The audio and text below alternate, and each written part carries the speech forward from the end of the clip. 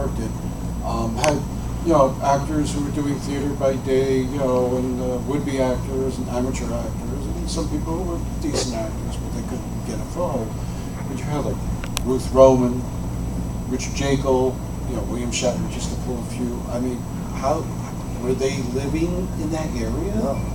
Well, the funny part on Impulse, which I did with William Shatner, a protege of mine, a guy named Socrates Ballas, he was an actor and helped me on several of my films. He wanted to produce his own film in Tampa, so he hired me as the director.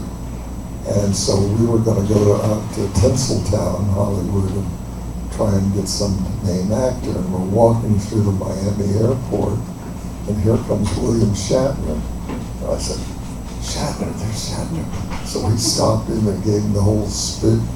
We canceled our tickets, made a deal in the Miami airport.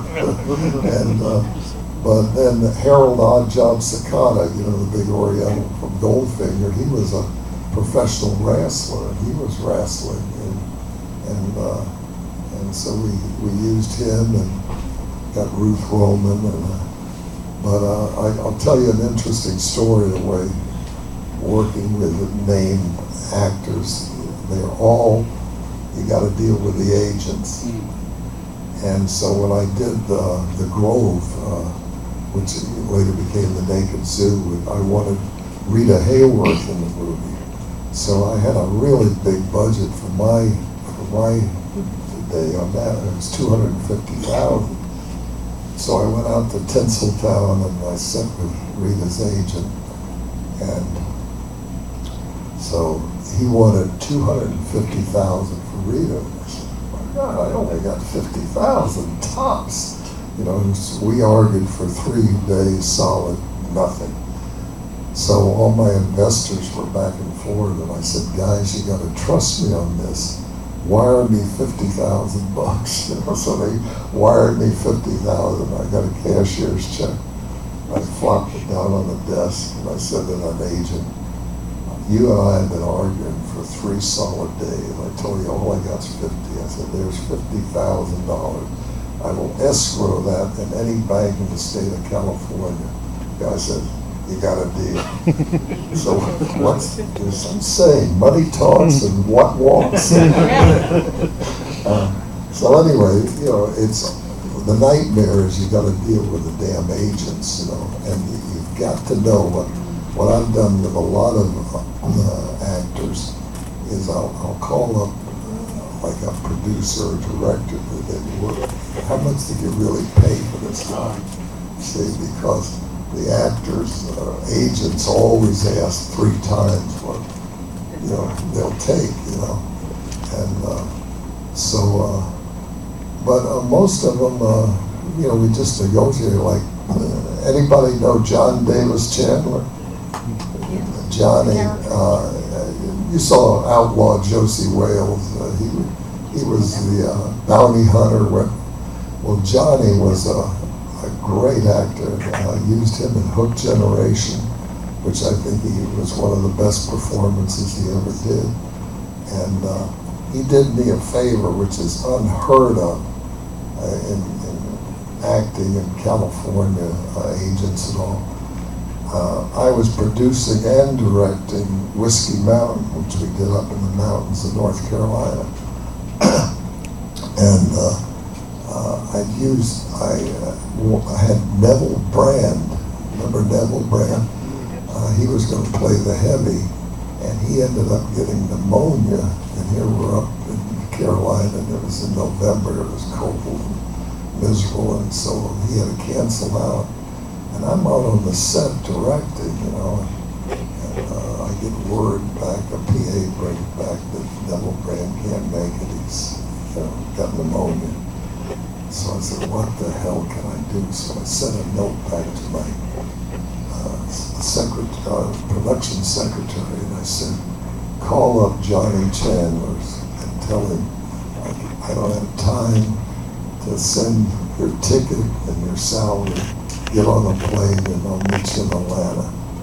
Have someone pick you up. And Johnny came on his own because I've used him in Hook General, and he knew he could trust me, which is unheard of because they won't move without money and all, you know. And so so I really loved. He was a good professional actor. And then I got Richard Jagle, you know, and Richard, I think, was in every Western and war movie ever made, practically, you know. So anyway, I was able to negotiate with some good people, you know. And so I have a question related to that. So if you've written the script and you've got it all planned out, now you're working toward casting.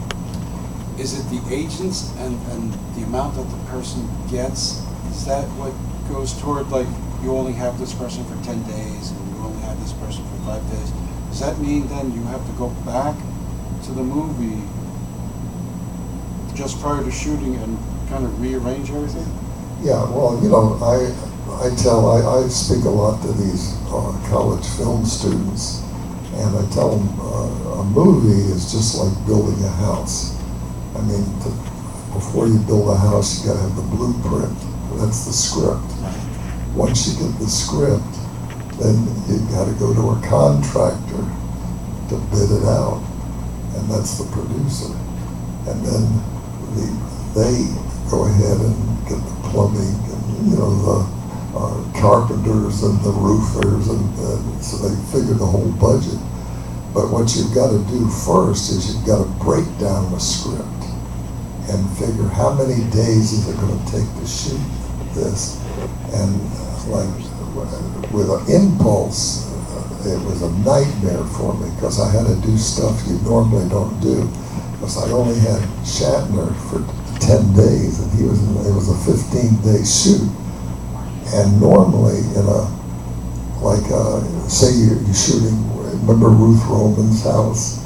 Well, normally when you lit the place, you get all those scenes, whether it's the beginning, middle, and end.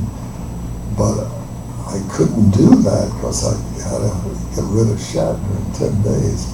So we had to come back and relight that for the scene that Shatner wasn't in, like the dining room scene and so forth. So, you know, you try and figure out how long you're going to use a certain actor, and, you know, you just got to budget accordingly, you know. But I'll give you, you know, all my film, my longest shoot was 20 days. And I'm proud of something, that I'm the only director that has never been a day over schedule, and I've never been $1 over budget. My daughter is an assistant